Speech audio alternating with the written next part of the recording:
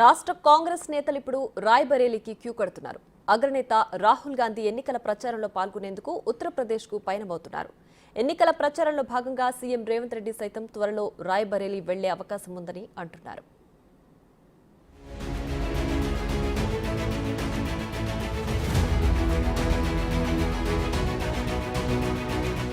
AICC అగ్రనేత రాహుల్ గాంధీ గెలుపు కోసం రాష్ట్ర కాంగ్రెస్ నేతలు ఆయన పోటీ చేసే రాయ్బరేలీలో ఎన్నికల ప్రచారం చేస్తున్నారు.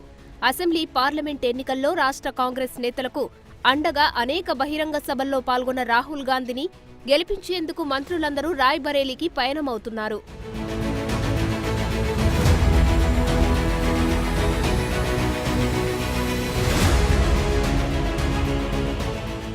కాంగ్రెస్ అగ్రనేత రాహుల్ గాంధీ ఎన్నికల్లో రాయ్బరేలీ నుంచి కూడా పోటీ చేస్తున్నారు. అక్కడి నుంచి ఆయన్ని గెలిపించేందుకు ఏఐసీసీ హైకమాండ్ ఇప్పటికే ప్రచారం ముమ్మరం చేసింది.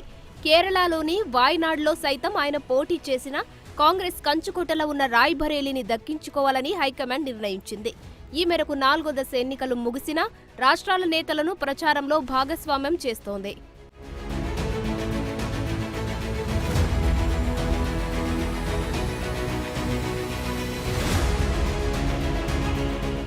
రాహుల్ గాంధీ ఎన్నికల ప్రచారంలో పాల్గొనేందుకు సీఎం రేవంత్ రెడ్డి సైతం 2-3 రోజుల్లో వెళ్తారని సమాచారం. మరోవైపు ఇప్పటికే మంత్రి సీతక్క, వీహెచ్ ప్రచారంలో ఉన్నారు. మంత్రి జూపల్లి కృష్ణారావు రాయ్బరేలీకి వెళ్లారు. రేపు మంత్రి ఉత్తమ్ కుమార్ రెడ్డి, కోమటిరెడ్డి వెంకటరెడ్డి, రాజగోపాల్ రెడ్డి వెళ్లనున్నారు. వారితో పాటు రాజ్యసభ ఎంపీలు రేణుకా చౌదరి, అనిల్ కుమార్ యాదవ్ కూడా వెళ్తున్నారు.